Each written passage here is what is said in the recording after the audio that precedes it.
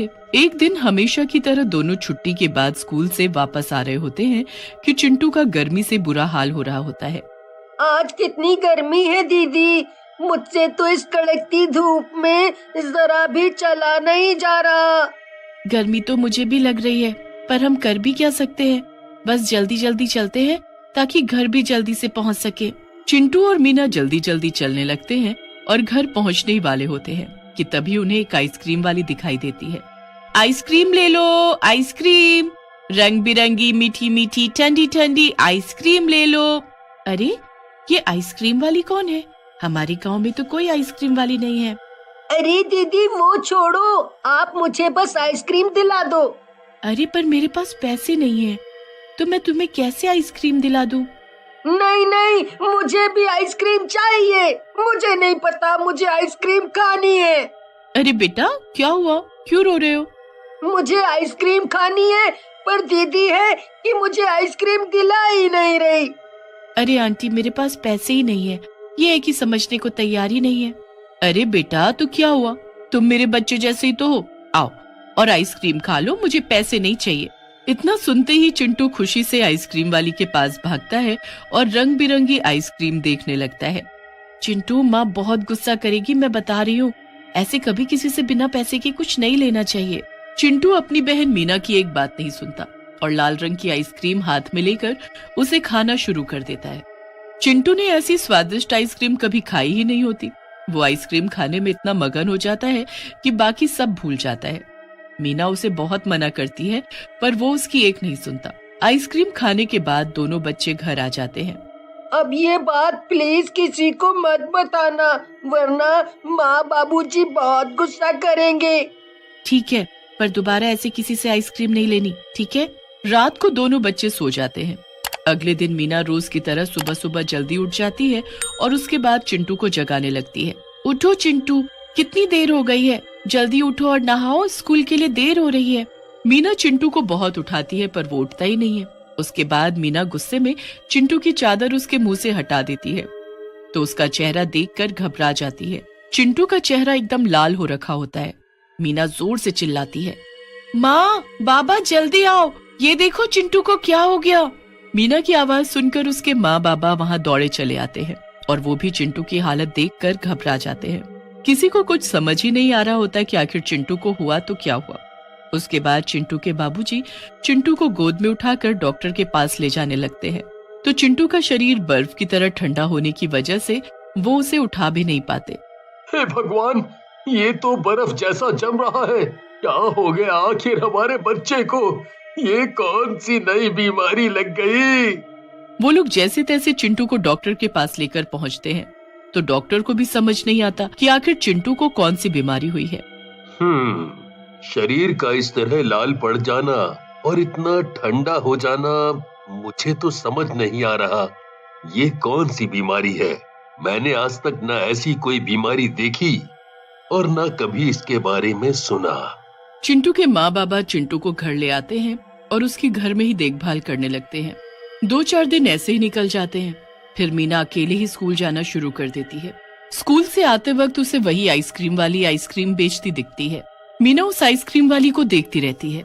उस आइसक्रीम वाली के पास कुछ गरीब बच्चे खड़े होते हैं जिनको वो उनकी पसंदीदा आइसक्रीम दे रही होती है।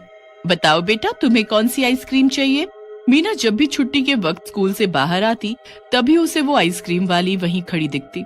पर अजीब बात तो ये थी कि कभी वो बच्चों से आइसक्रीम के पैसे ही नहीं लेती थी। वो हमेशा ऐसे ही बच्चों को आइसक्रीम दे दिया करती थी।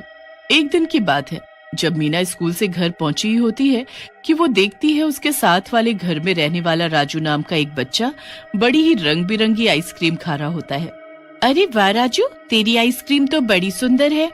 हाँ दीदी, देखो देखो कितनी सुंदर है। अगले दिन सुबह सुबह जब मीना सो रही होती है तो उसे साथ वाले घर से कुछ लोगों के रोने की आवाज आती है। मीना और उसके माँ बाबा उठकर बाहर जाकर देखते हैं।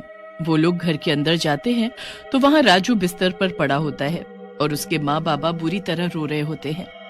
हाय, मेरे बच्चे को क्या हो गया? क्या हुआ भाभी? जब मीना और उसके माँ बाबा राजू की शक्ल देखते हैं तो हक्के बक्के रह जाते हैं। राजू का शरीर रंग बिरंगा हो रखा होता है। हे भगवान, ये तो चिंटू जैसा हो गया। वही तो, तुम्हारा बेटा भी अभी तक ठीक नहीं हुआ कि अब मेरा राजू भी ऐसा हो जाएगा। नहीं नहीं बहन, तुम ऐसे हिम्मत मत हारो, हम कुछ करेंगे। हम अपने बच्चों की हालत ऐसी नहीं होने देंगे। सब राजू को देखने आने लगते हैं, पर मीना के दिमाग में तो उस वक्त कुछ और ही चल रहा होता है। वो अगली सुबह फटाफट स्कूल पहुंचती है और छुट्टी के बाद मीना जल्दी से स्कूल के बाहर जाकर खड़ी हो जाती है। फिर वो उस आइसक्रीम वाली पर पूरी नजर रखती है। वो औरत जैसे ही आइसक्रीम बेचकर बाग के रास्ते कहीं जाने लगती है तो मीना भी उसके पीछे पीछे जाने लगती है। काफी आगे जाने के बाद वो औरत एक झोपड़ी में जाकर घुस जाती है। उसके बाद मीना चुपके से आगे जाती है और झोपड़ी में झांक कर देखती है तो उसके होश उड़ जाते हैं। वहां वो औरत उसकी आंखों के सामने एक चुड़ैल में बदल गई होती है। कितना मजा आ रहा है बच्चों को ऐसी हालत में देखकर। हे भगवान, ये तो चुड़ैल है और इसी ने सब बच्चों को आइसक्रीम खिलाकर उनकी ऐसी हालत की है। अब क्या होगा? मुझे सब पता करना होगा, तभी मैं सब बच्चों को ठीक कर पाऊंगी। मीना वहीं खड़ी रहकर सब देखती रहती है। चुड़ैल एक जानवर को मारकर उसका खून निकालकर उसमें मंत्र पढ़ने लगती है। मंत्र पढ़ने के बाद वो खून सारी आइसक्रीम पर डाल देती है। हो गई मेरी जादुई आइसक्रीम तैयार।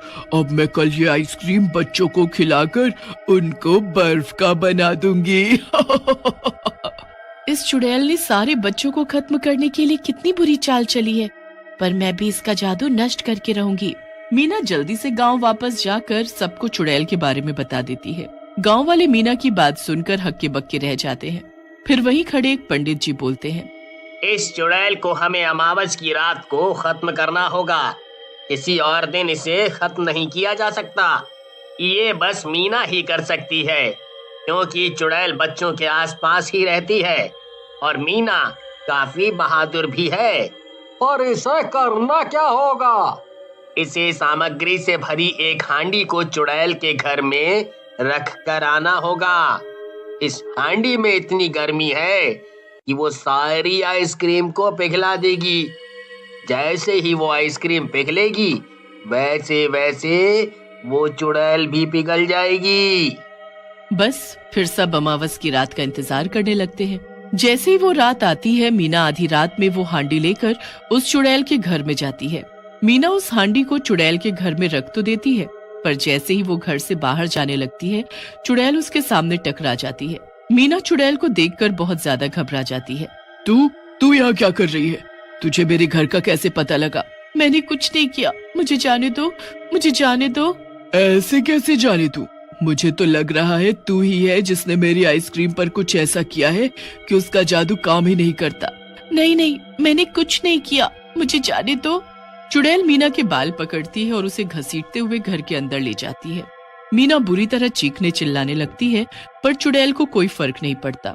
आज मैं तेरे ही खून पर जादू करके उसे इन सभी आइसक्रीम पर डालूंगी। चुड़ैल मीना को एक कोने में बांध देती है। उसके बाद जैसे ही चाकू एकदम पैना हो जाता है, वो खिड़की से आसमान में चांद की तरफ देखकर मुस्कुराती है। आ गया सही वक्त। अब मेरी जादुई आइसक्रीम फिर से अपना कमाल दिखाएगी। बस उस पर एक बार इंसानी खून चढ़ जाए। चुड़ैल हंसती है और चाकू उठाकर मीना की तरफ बढ़ने लगती है।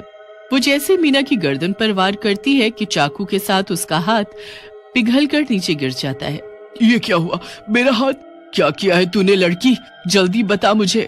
चुड़ैल दूसरे हाथ से चाकू उठाती है, पर जैसे ही वो चाकू को हाथ लगाती है कि दूसरा हाथ भी पिघल जाता है। चुड़ैल बुरी तरह चीखने लगती है और अपनी आंखों से खुद के शरीर को पिघलते हुए देखती है। वो बहुत कोशिश करती है, पर उस हांडी की गर्मी से उस चुड़ैल का शरीर पल भर में पिघल जाता है। मीना वहां से भागती है और गांव पहुंचती है, तो वहां अपने भाई के साथ सभी बच्चों को पहले जैसा ठीक देख खुशी से झूम उठती है। पूरा गांव मीना की बहादुरी की प्रशंसा करता है और फिर बच्चे कभी भी किसी अनजान आइसक्रीम वाली से फ्री की आइसक्रीम या कुछ और नहीं खाते।